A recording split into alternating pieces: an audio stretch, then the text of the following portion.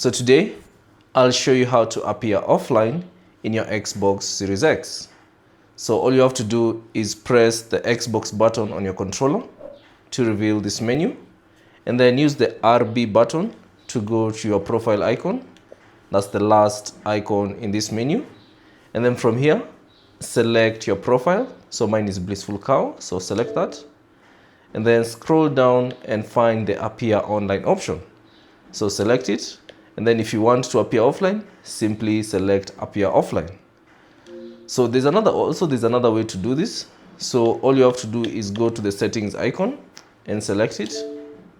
And then within settings, scroll down and select account. And then within the account settings, scroll down and find privacy and online safety.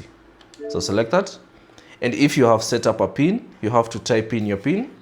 So type in your PIN and then choose Xbox privacy. So select that.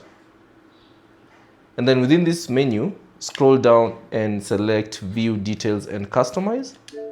Select that. And then now you'll see the option online status and history. So select that. And then the first setting should be others can see if you're online. So decide who can see that you're online and which game or app you're using.